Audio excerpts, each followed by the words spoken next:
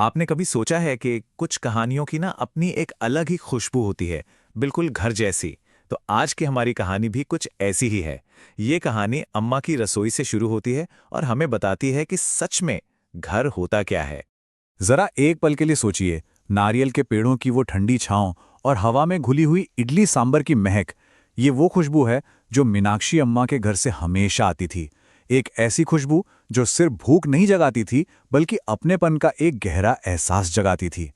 तो चलिए, ये कहानी हमें ले चलती है चेन्नई के एक छोटी सी गली में, मीनाक्षी अम्मा के उसी प्यारे से घर में। चेन्नई की एक छोटी सी गली जिसके ऊपर नारियल के पेड़ों का साया रहता था, यहीं पर था मीनाक्षी अम्मा का घर। देखिए, ये कोई बहुत बड़ा लैंडमार्क नहीं था, लेकिन इसकी पहचान थी वो इडली और सांबर की महक जो वहां से हर वक्त आती रहती थी। और इस घर की जान कौन थे? उनके 3 पोते पोतियां, अर्जुन, कावेरी और सबसे छोटा प्यारा सा रोहन। हर गर्मी की छुट्टी का मतलब ही था अम्मा के पास आना। और जैसे ही वो आते थे, घर का पूरा आंगन उनकी खिलखिलाहट से गूंज उठता था। लेकिन जैसा कि भाई बहनों में अक्सर होता है, इस बार गर्मियों की छुट्टियों में एक छोटा सा झगड़ा हो गया। और सारा किस्सा शुरू हुआ अर्जुन की एक छोटी सी जिद से। वो बोला, मुझे अम्मा की रसोई में पहले जाना है। बस अर्जुन के कहते ही कावेरी ने भी तुरंत पैर पटका और बोली, नहीं, मुझे। और यहीं से दोनों के बीच वो छोटी सी नोक झोंक शुरू हो गई। अब ये सब होते हुए दूर खड़ी अम्मा सब देख रही थीं, लेकिन उन्होंने डांटा नहीं। वो तो बस मुस्कुराईं, क्योंकि उनके पास ना इस झगड़े का एक बहुत ही मीठा सा हल था।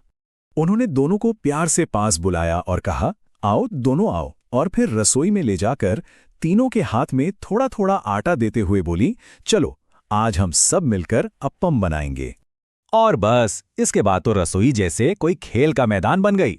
अर्जुन से थोड़ा आटा नीचे गिरा तो कावेरी जोर से हंस पड़ी। ये सब देखकर छोटे रोहन ने क्या किया, उसने हाथ में आटा उठाया और सीधा मुंह में। ये देखकर तो अम्मा भी अपनी हंसी नहीं रोक पाईं और बोलीं, अय्यो। और जानते हैं, उस हंसी मजाक में साथ काम करते करते कौन पहले आया था, ये बात तो सबके सब भूल ही गए। और देखते ही देखते गोल गोल सुनहरे अप्पम तैयार थे। अम्मा ने उन्हें गर्मा गर्म परोसा, साथ में नारियल की चटनी, और तीनों बच्चे मजे से एक साथ बैठकर खाने लगे। लेकिन खाते खाते ही एक बहुत ही छोटा सा पर बहुत गहरा सवाल उठा, जिसमें इस पूरी कहानी का सार छिपा था।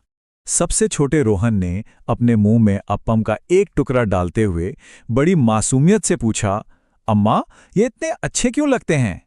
ये सुनकर अम्मा ने रोहन को प्यार से गले लगा लिया और बोली, क्योंकि इन्हें प्यार से बनाया है और सबसे जरूरी, साथ मिलकर खाया है।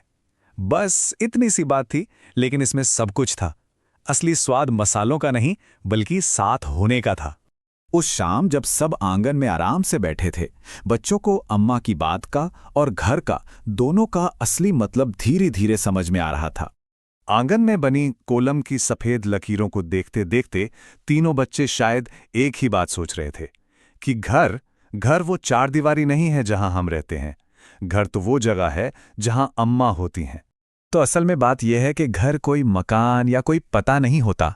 घर तो एक एहसास है, प्यार का एहसास, अपनेपन का, और किसी ऐसे खास इंसान का जिसकी मौजूदगी ही किसी भी जगह को घर बना देती है ना?